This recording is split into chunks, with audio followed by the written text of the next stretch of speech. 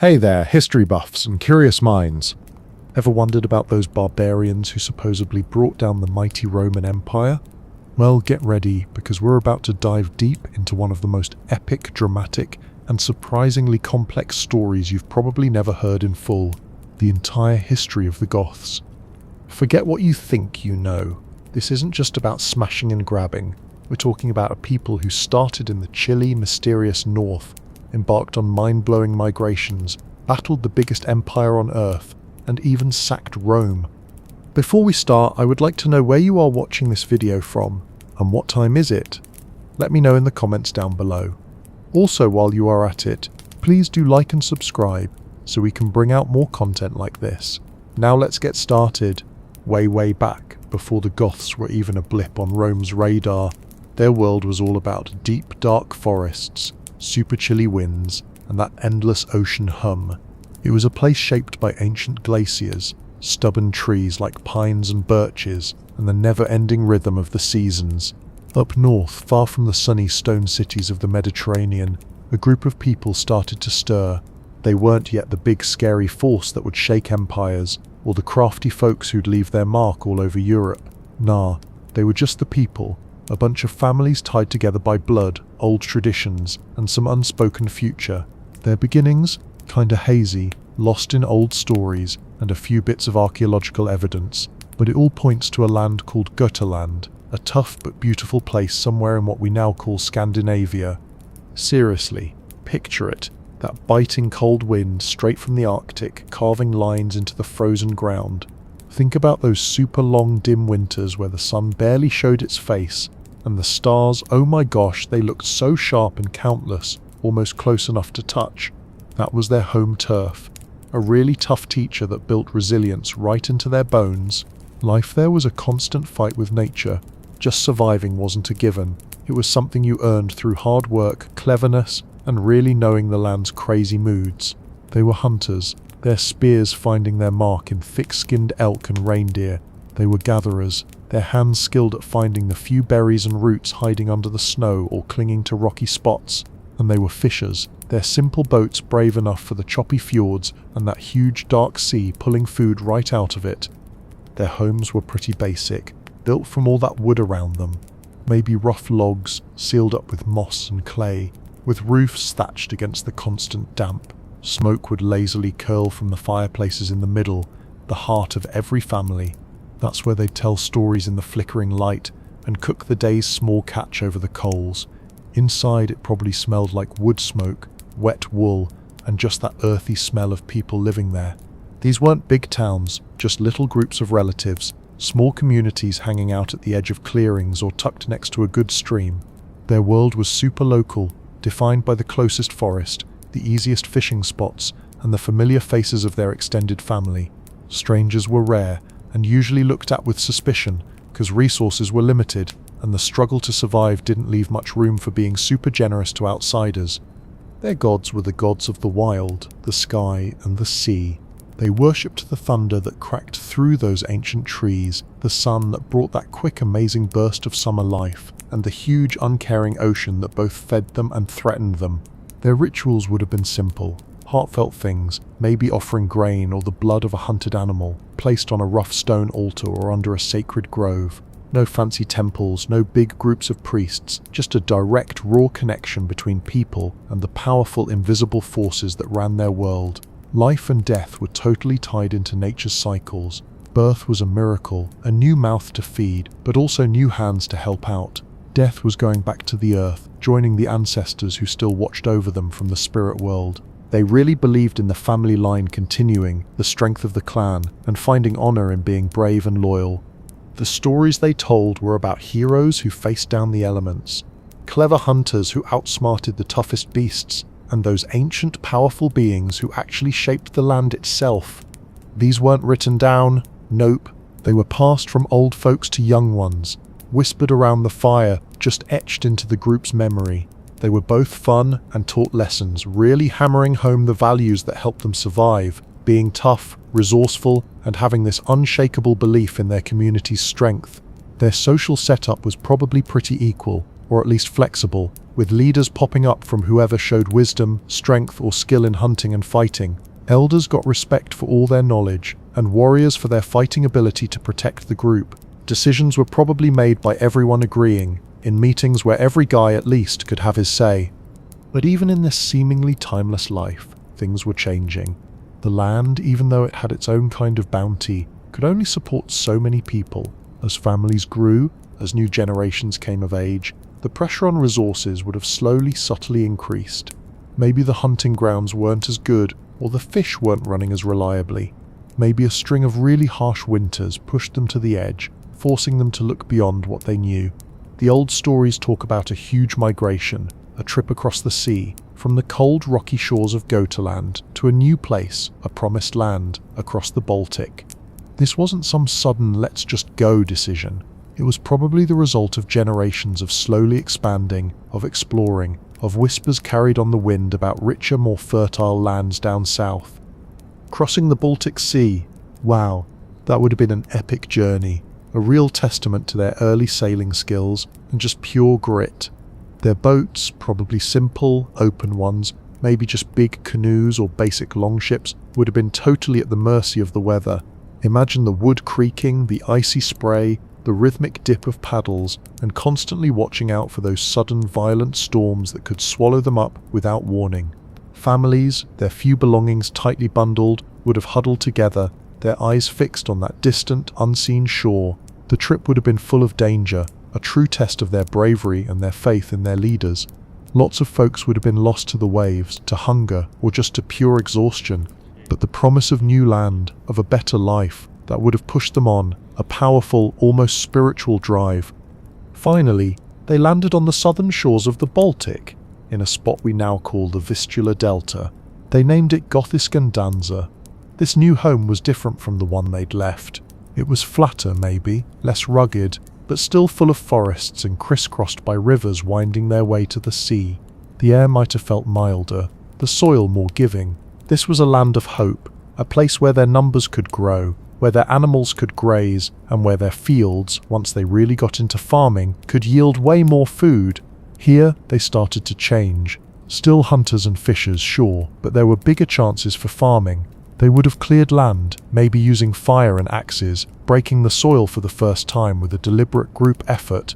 This switch from just wandering around or semi-wandering to a more settled farming life was a huge change, setting the stage for more complicated ways of living together. In Gothiscanza, they ran into other people. The place wasn't empty after all. There were native tribes, maybe Slavic or Baltic folks, who'd lived there for ages. The first meetings would have been careful, a wary dance between unfamiliar groups. Sometimes it was peaceful, a tentative swap of goods or ideas. Other times it was fighting, as the Goths needing land and resources made their presence known. Their fighting skills, sharpened by their tough northern upbringing and the challenges of their journey, would have given them an edge. They were a people on the move, full of restless energy and a growing confidence in their own strength. They learned from these encounters, picking up new ways of doing things, new ideas, and maybe even new words for their language. Their culture, once isolated, started to get bigger, taking in bits from the people they met and often pushed aside. As generations went by in Gothiscanza, the Goths really took off. Their numbers exploded. Their settlements got bigger, more permanent. They got better at working with metal, maybe learning from their new neighbours, making better tools and more effective weapons. Their social structure would have changed too, becoming more organised. The successful warrior, the wise old person, the skilled craftsman, these roles would have become clearer, leading to chiefs emerging and a more official way of governing. They weren't just surviving anymore, they were building, really digging in this new land. They would have started to see themselves not just as a bunch of families, but as a distinct people with a shared history in Gothiscanza and a growing sense of who they were as a group. The memory of Gothaland, their far-off homeland, would have faded into legend, more of a founding myth than something they actually remembered. Their expansion kept going, not like one big unified push, but more like a slow ripple outwards.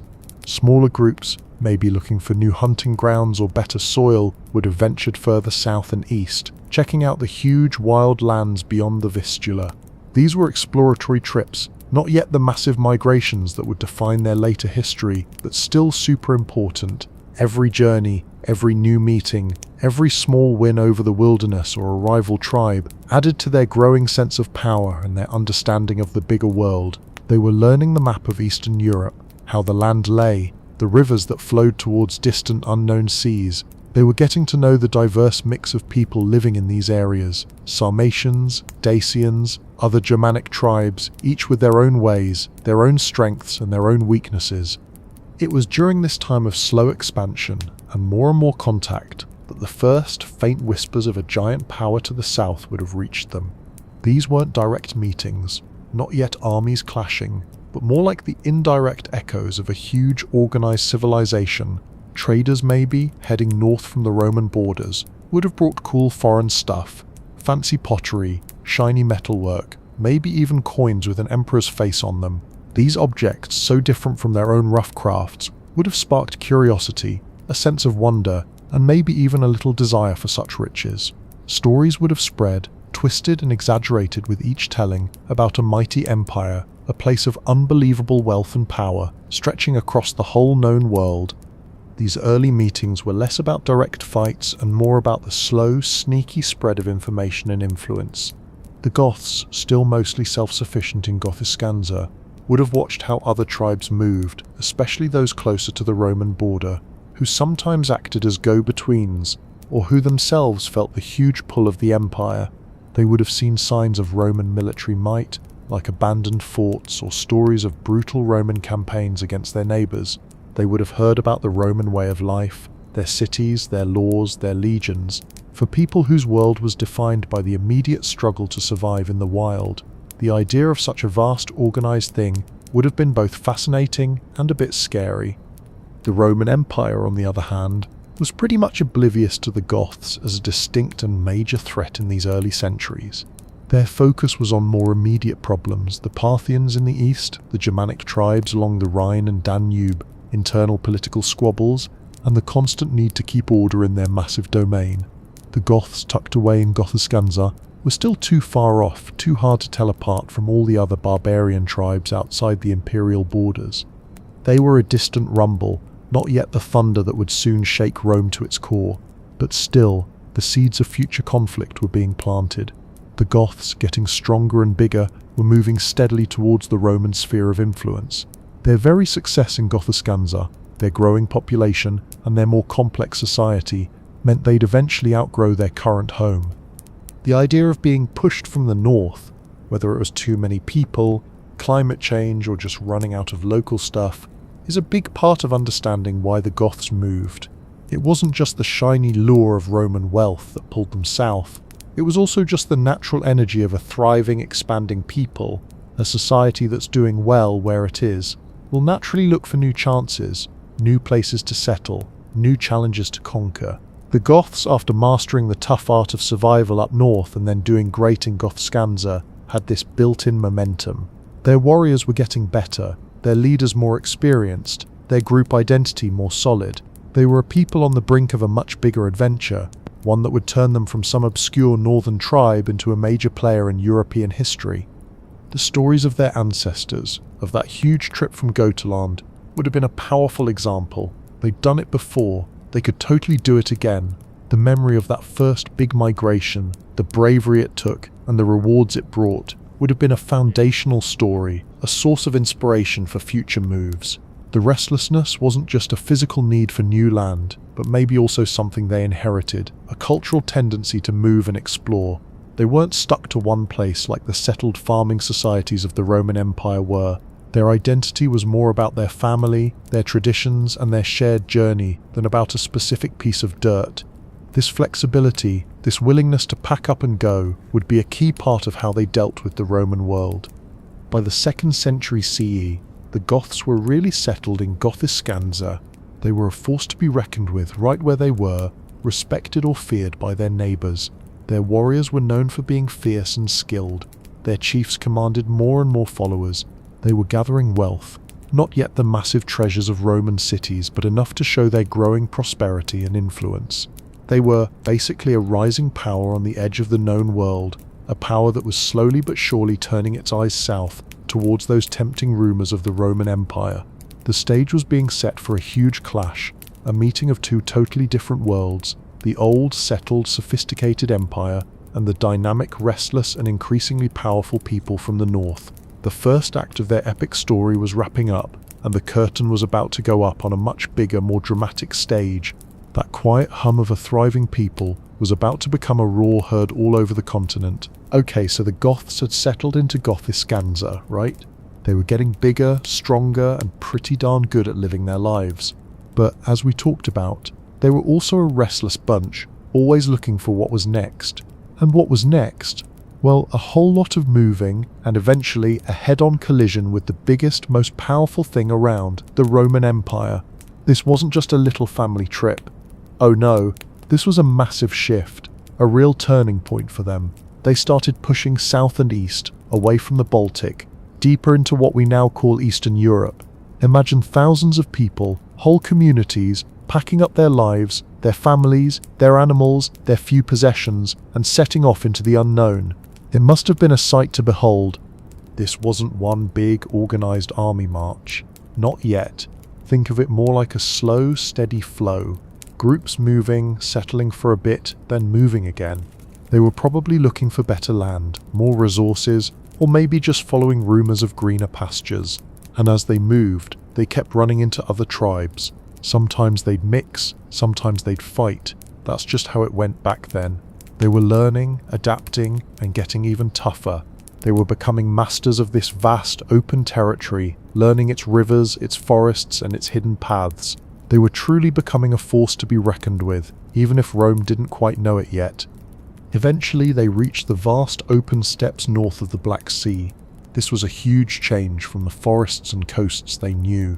Wide open spaces, different kinds of weather, and a whole new set of neighbours. This region was a melting pot of cultures, Sarmatians, Scythians, and various other nomadic and settled peoples. The Goths, ever adaptable, started to pick up new tricks. Maybe they learned more about horseback riding from the steppe nomads, or new farming techniques from the settled folks. They were always absorbing, always evolving. It's pretty amazing how much they changed over these centuries. Now, during this time, the Goths weren't just one big unified group anymore. They started to split into two main branches, two big families, if you will. There were the Terveni and the Greuthungi. Think of them as two distinct tribes, even though they shared a common ancestry and a lot of their culture. The Terveni were generally found more to the west, closer to the Roman frontier along the Danube River. The Greuthungi were more to the east, out on the vast steppes. They had their own leaders, their own territories, and sometimes even their own little squabbles.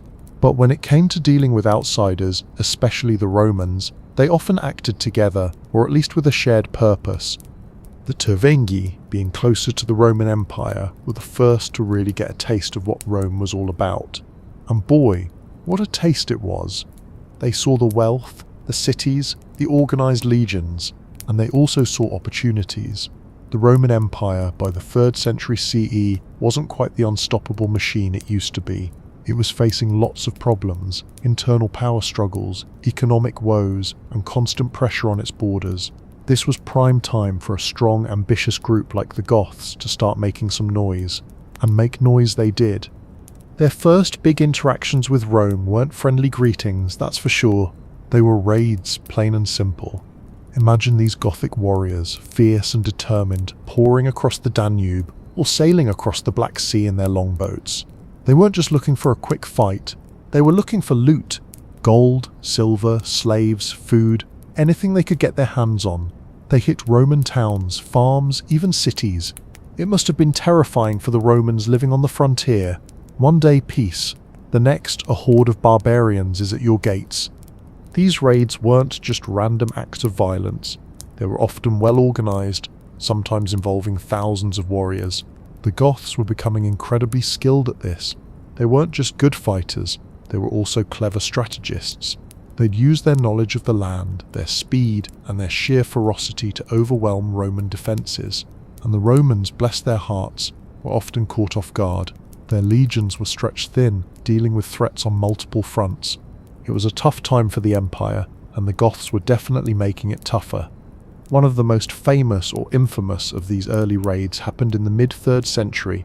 The Goths, led by a chieftain named Saniva, launched a massive invasion into the Roman province of Moesia. They weren't just raiding, they were conquering. They even managed to besiege the city of Philippopolis, a major Roman centre. And get this, they actually took it. It was a huge blow to Roman prestige, but the worst was yet to come. Emperor Decius, a pretty determined guy, decided he'd had enough. He gathered his forces and went after Saniva and his Goths. He wanted to crush them, to show them who was boss. But Saniva was no fool. He led Decius into a trap, deep into the marshes near a place called Abritus. The ground was treacherous, the visibility was poor, and the Goths knew the terrain like the back of their hand. What happened next was absolutely shocking for the Romans. The Battle of Abritus in 251 CE was a disaster for Rome, a total catastrophe. Decius's army was ambushed, bogged down, and utterly routed.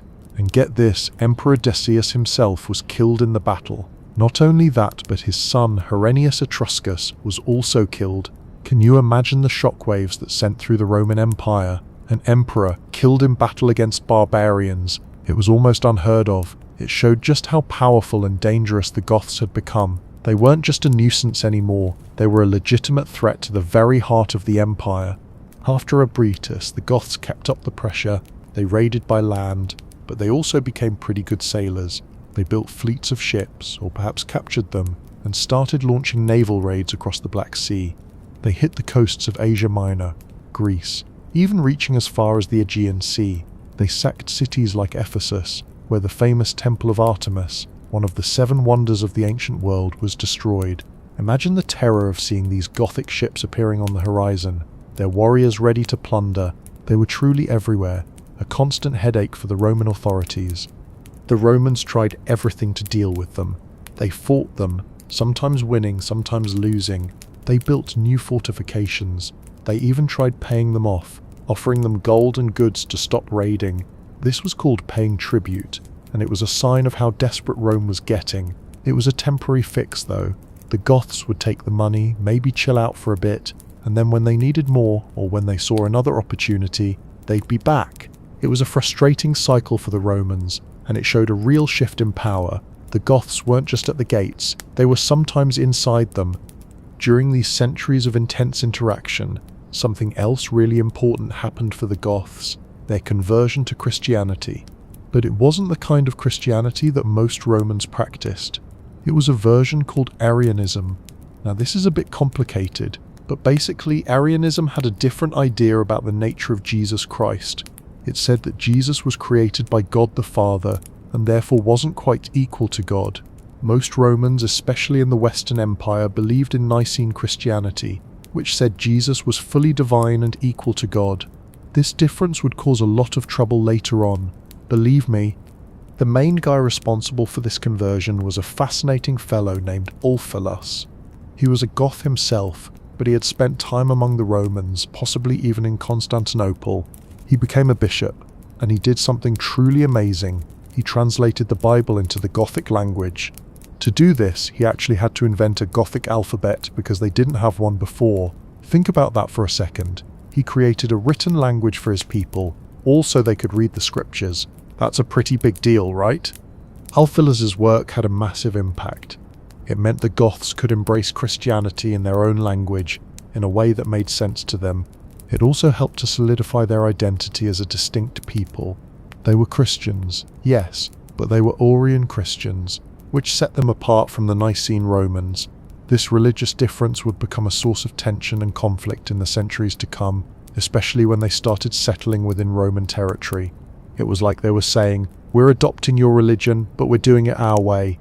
So by the late 4th century, the Goths were a well-established, powerful group north of the Danube. They had their own leaders, their own customs, their own version of Christianity, and a long history of raiding and negotiating with the Romans. They were a force to be reckoned with, no doubt about it. But then something truly terrifying appeared on the horizon, something that would change everything for the Goths, and indeed for the entire Roman world: the Huns. These Huns were a nomadic people from the east, and they were incredibly fierce, incredibly effective warriors. They swept across the steppes like a whirlwind. conquering everything in their path, and when they hit the Greuthungi, the eastern branch of the Goths, it was a disaster. The Greuthungi were utterly defeated, their kingdom shattered. It was a brutal, terrifying experience. The Huns were unlike anything the Goths had ever encountered. They were relentless, and they showed no mercy. The Turvingi, seeing what happened to their Greuthungi cousins, knew they were next. They faced an impossible choice: fight the Huns and almost certainly be annihilated, or try to escape. And escape meant one thing: crossing the Danube River and seeking refuge within the Roman Empire. Can you imagine the desperation? These proud, independent people, who had spent decades raiding and fighting the Romans, were now begging for entry, for protection. It was a truly humbling moment. In 376 CE, the Turvingi, led by their chieftains Fritigern and Alavivus, gathered at the Danube, thousands upon thousands of them. Men, women, children, old folks, their animals, their carts, all their worldly possessions. They stood on the banks looking across at the Roman side, hoping for a chance at survival. They sent envoys to Emperor Valens, who ruled the Eastern Roman Empire from Constantinople. They pleaded for asylum, promising to be loyal subjects to serve in the Roman army, anything if only they could cross to safety. Valens, after some hesitation, agreed, but it was a huge gamble, and it went horribly wrong. The Roman officials in charge of managing the crossing were corrupt, greedy, and utterly incompetent. They extorted the Goths, charging them outrageous prices for food, even forcing them to sell their children into slavery just to get enough to eat. Imagine the outrage, the desperation.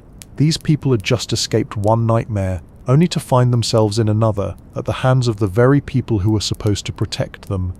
The situation quickly spiraled out of control. The Goths were starving, angry, and feeling completely betrayed. They were supposed to be safe, but they were being treated worse than prisoners. It was a recipe for disaster, and disaster is exactly what happened. Fritigern, a smart and cunning leader, realized that peace was no longer an option. His people were being destroyed from within. He rallied them, and they rose up in rebellion against the Roman authorities. This wasn't just a small uprising, it was a full-blown war. The Goths, fueled by anger and desperation, started raiding Roman territory again, but this time they were inside the empire. They swept through Thrace, devastating the countryside, attacking towns and cities. The Roman legions, already struggling, found themselves fighting a desperate battle on their own soil.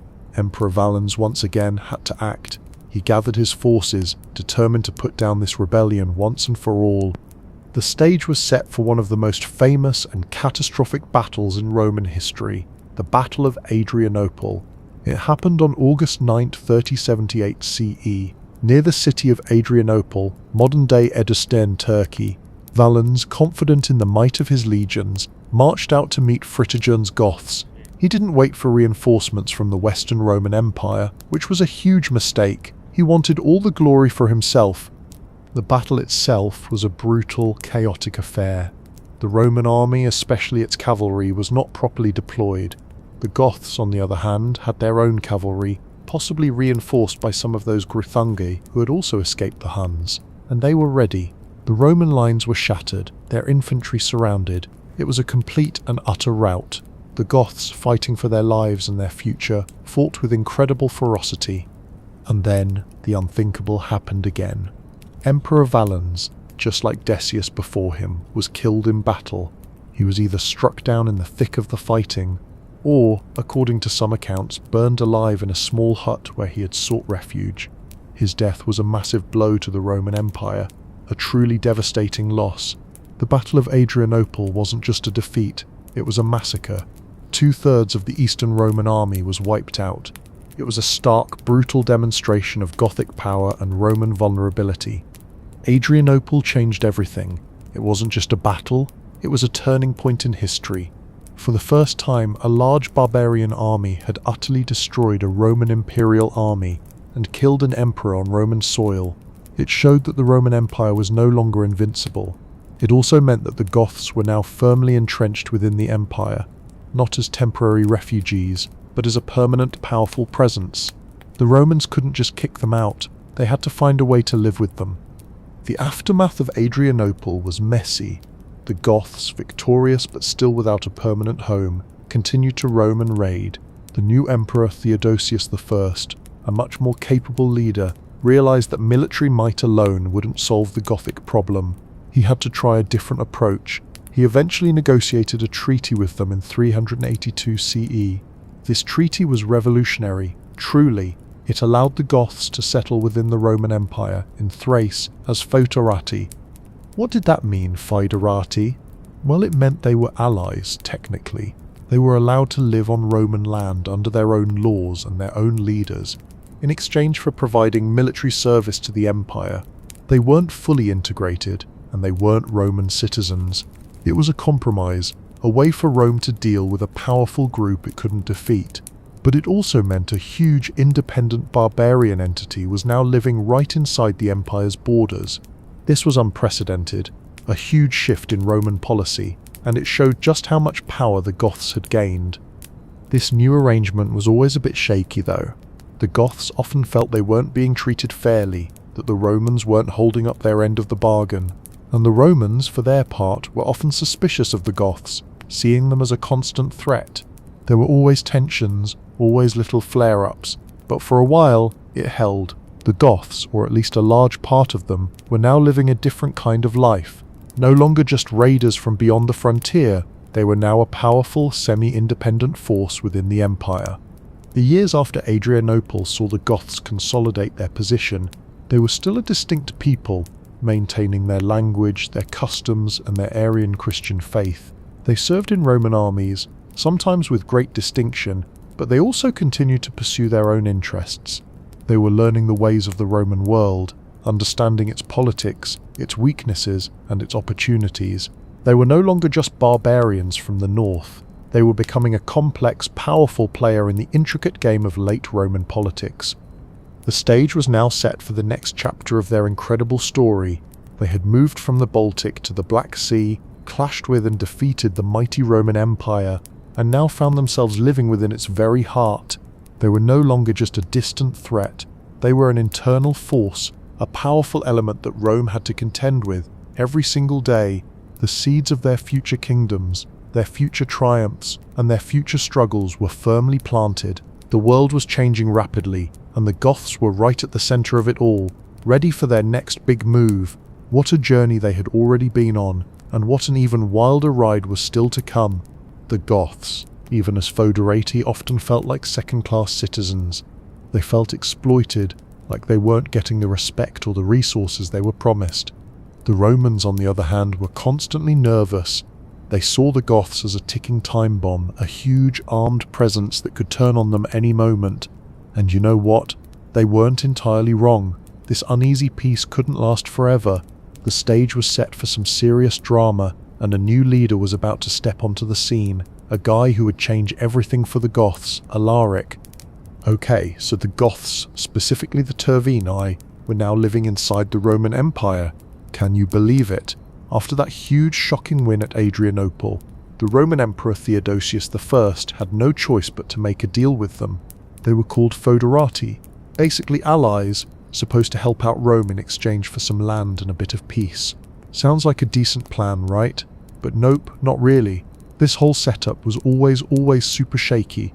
Just think, you've got this powerful independent group with their own leaders and their own unique Arian Christian faith, chilling right in the middle of an empire that's totally used to calling all the shots.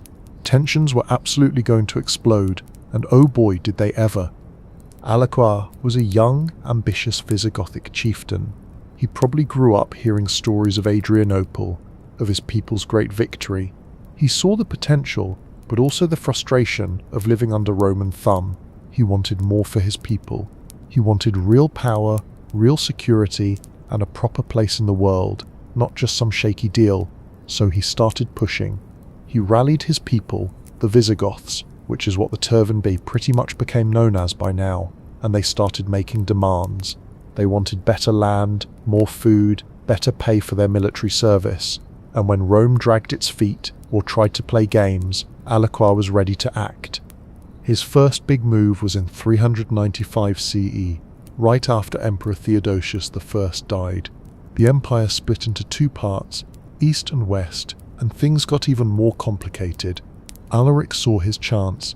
He led his Visigoths on a rampage through the Balkans, through Greece, even sacking Athens. Can you believe it? The legendary city of Athens falling to the Goths. This wasn't just raiding for loot, it was a clear message to Rome. We're here, we're powerful, and you need to take us seriously. The Romans tried to stop him, but they just couldn't quite pin him down. He was too fast, too clever. Eventually, Alaric and his Visigoths ended up in Italy.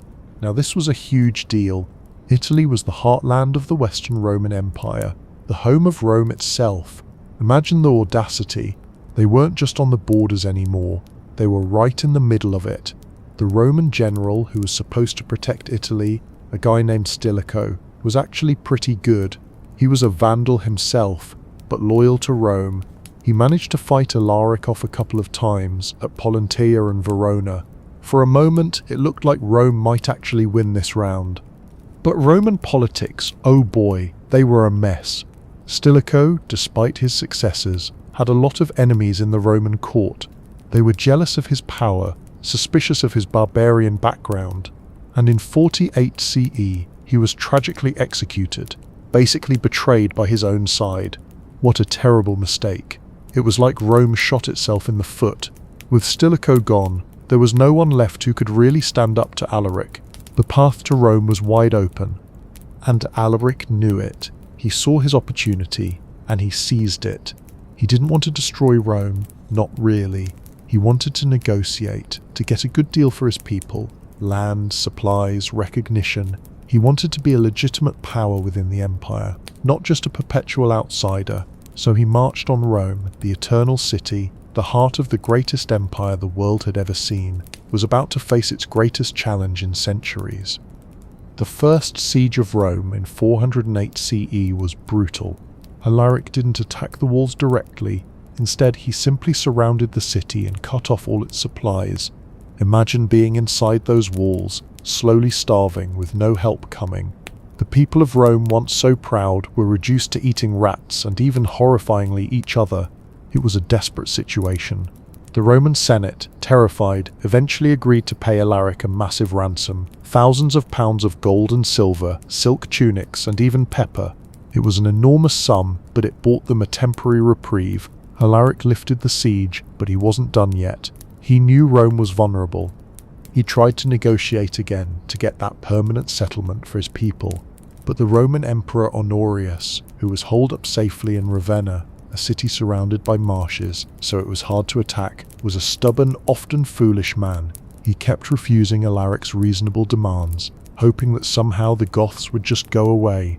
What a miscalculation. Alaric tried a second siege in 4209 CE, even setting up his own puppet emperor, Priscus Attalus, hoping that would force Honorius's hand. But it didn't work. Honorius just wouldn't budge. And so it came to pass. On August 24, 410 CE, after negotiations completely broke down, Alaric and his Visigoths marched into Rome. The city gates were opened, either by treachery or by desperation, and the unthinkable happened, the sack of Rome. Can you even imagine the shock? The city that had stood unconquered for nearly 800 years, the symbol of Roman power and civilization, was now at the mercy of barbarians.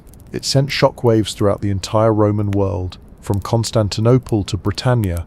People couldn't believe it. Saint Augustine, a famous Christian writer, even wrote his masterpiece City of God, partly in response to this event, trying to explain why God would allow Rome to fall.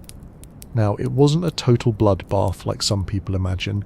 Alaric, being a Christian, albeit Arian, ordered his men to respect churches and not to harm people who sought refuge in them, but it was still a sack.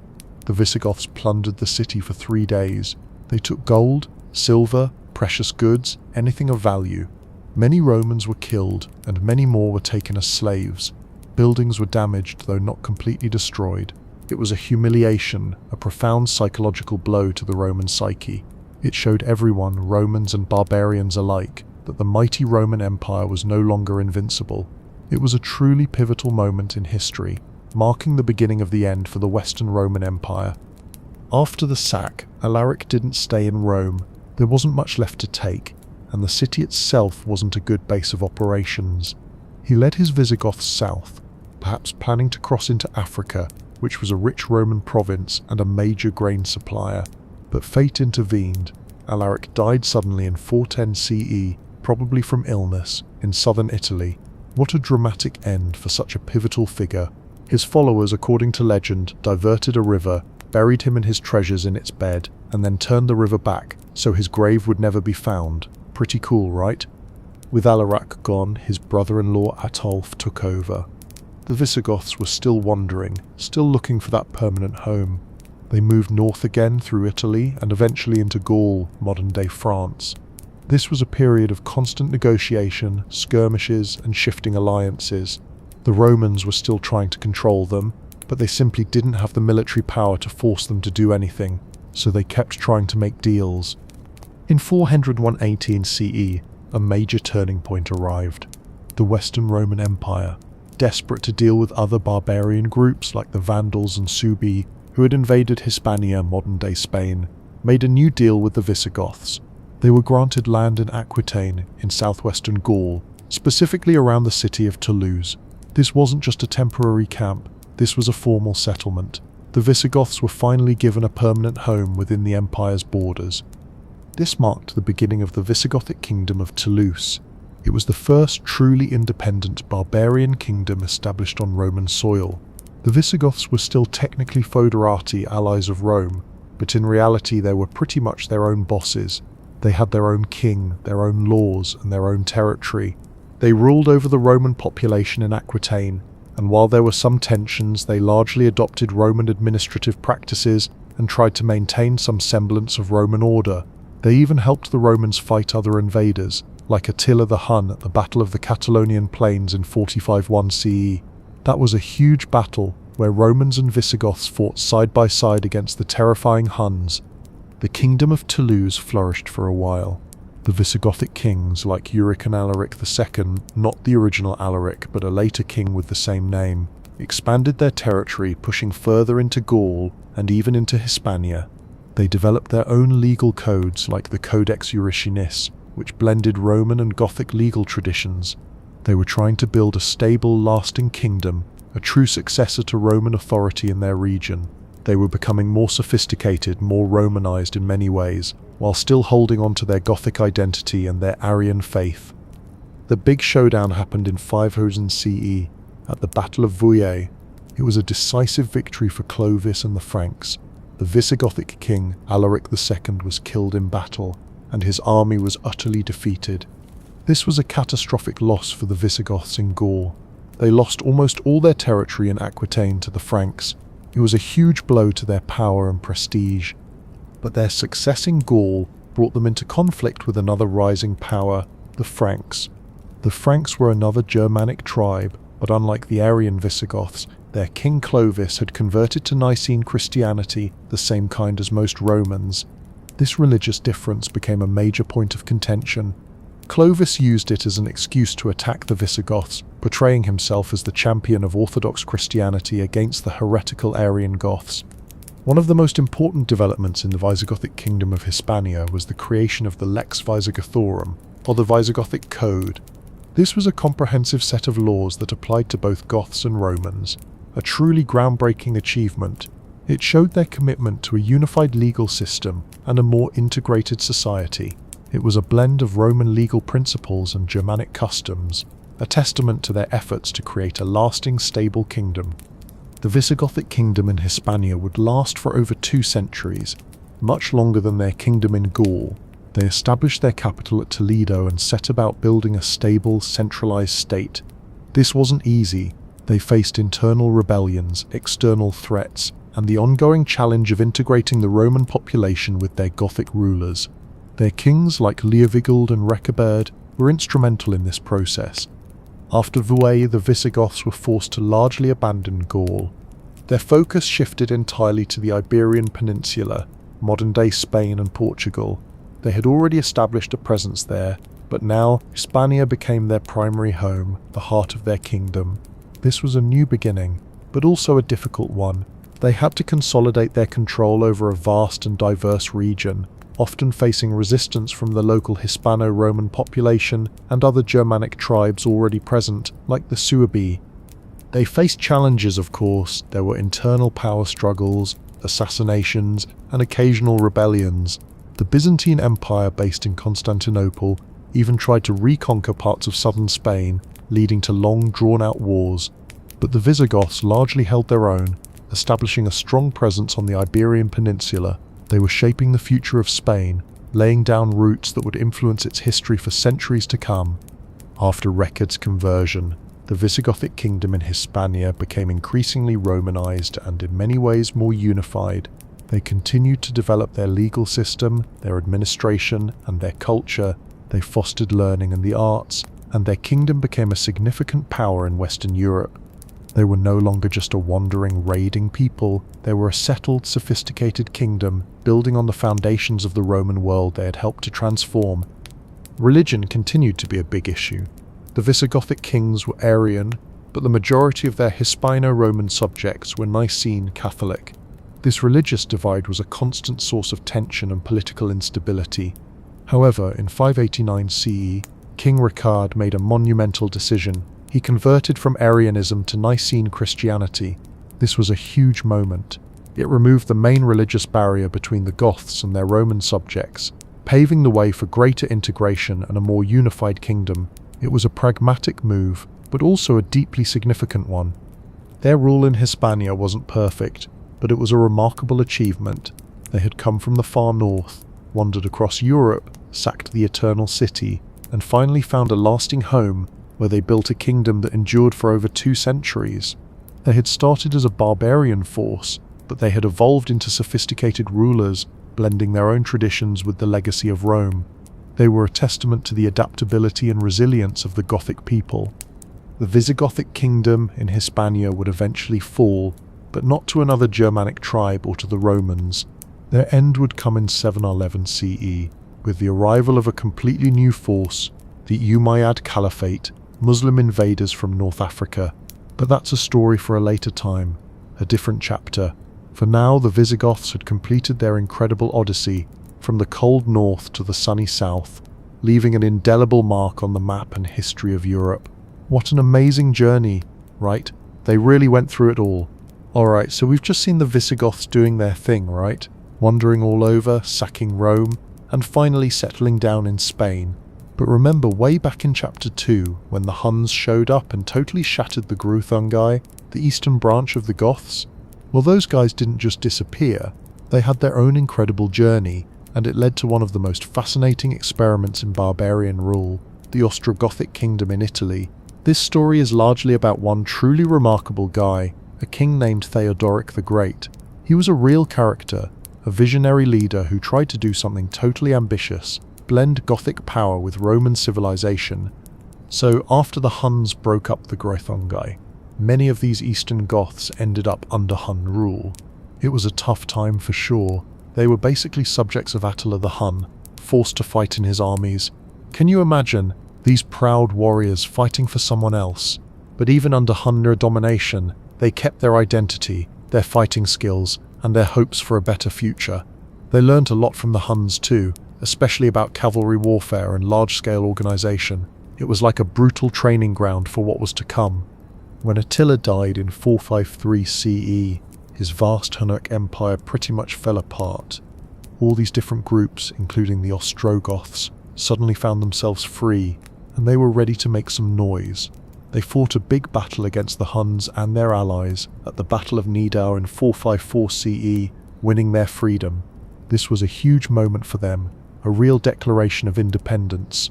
They were back, and they were ready to find their own place in the world.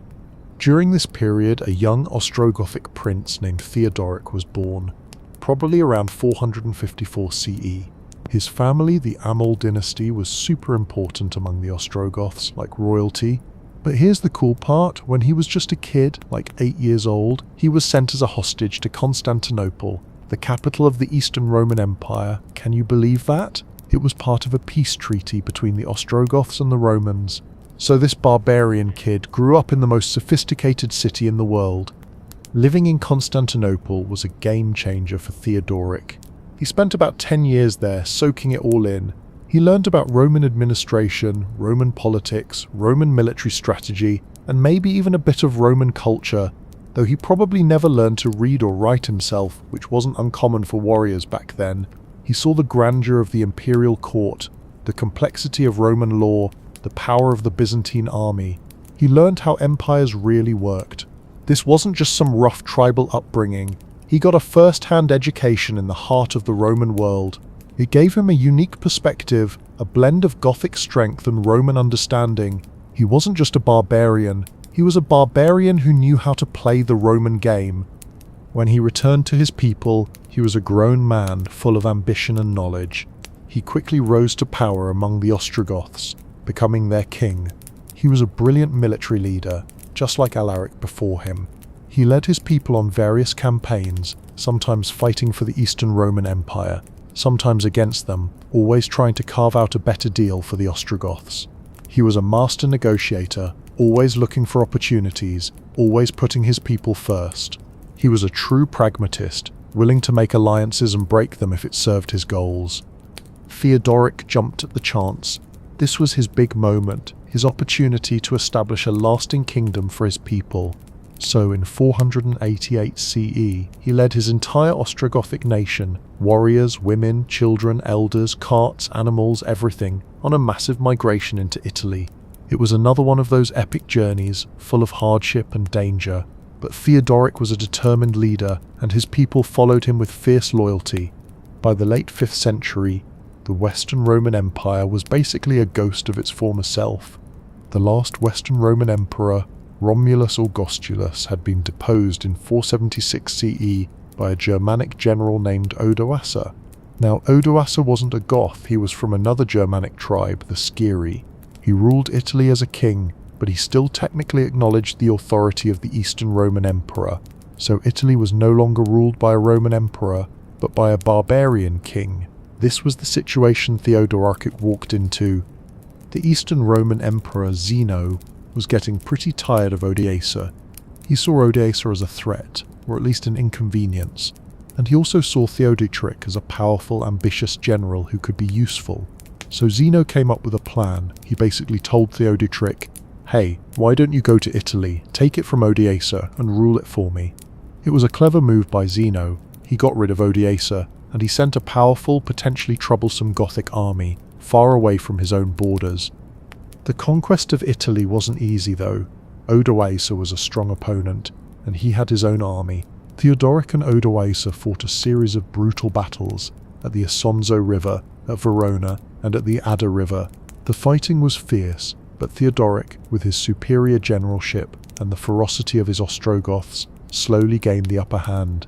Odoacer was eventually forced to retreat and barricade himself in the heavily fortified city of Ravenna, the same city where Emperor Honorius had hidden from Alaric. And so Theodoric established the Ostrogothic kingdom in Italy. This wasn't just another barbarian kingdom.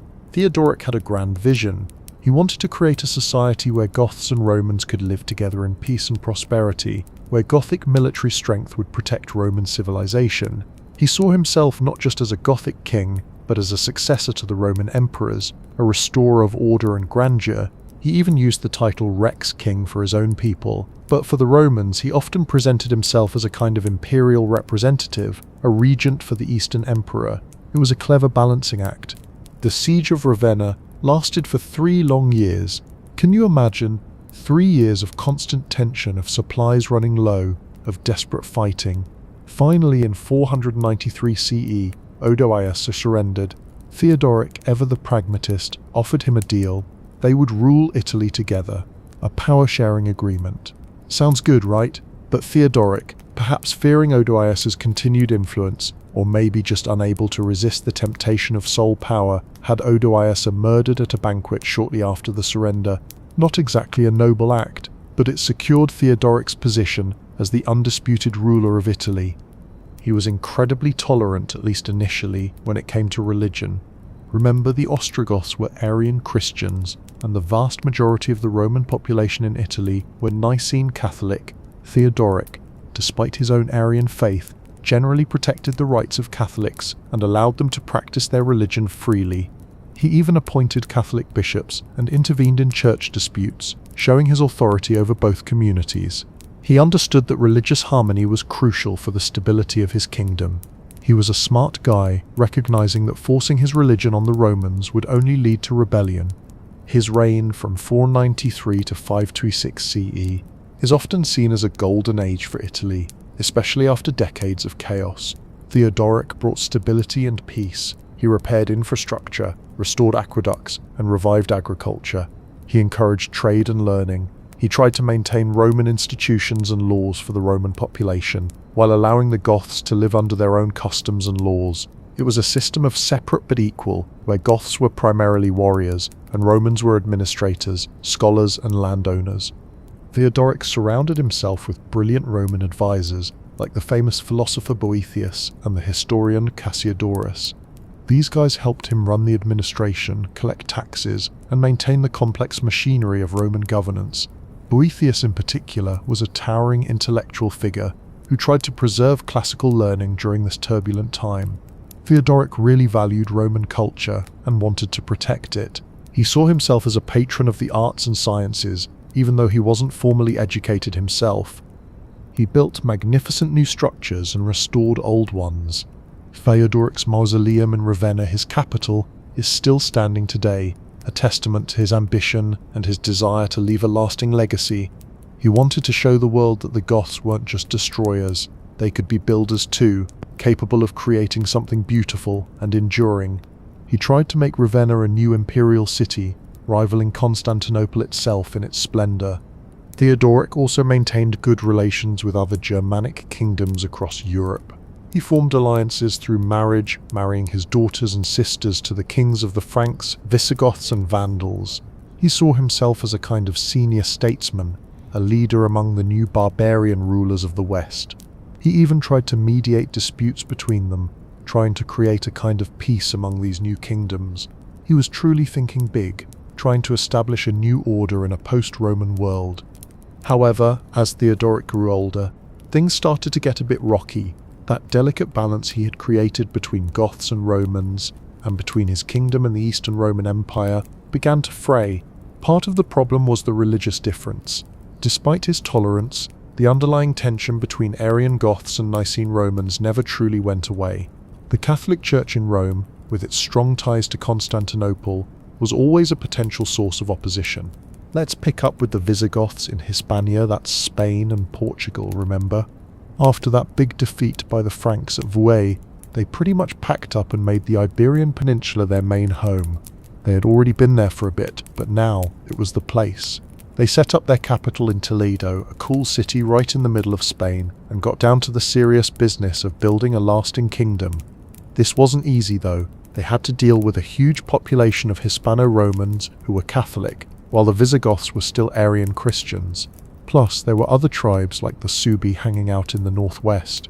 It was a real melting pot, and not always a peaceful one. Their kings, like Leovigild, were super important in this period. He was a strong, ambitious ruler who really tried to unite the peninsula under Visigothic rule. He fought against the Suebi, eventually conquering their kingdom, and put down a bunch of rebellions. He even tried to force his Roman subjects to convert to Arianism, which, as you can imagine, didn't go over too well. It caused a lot of tension and resentment.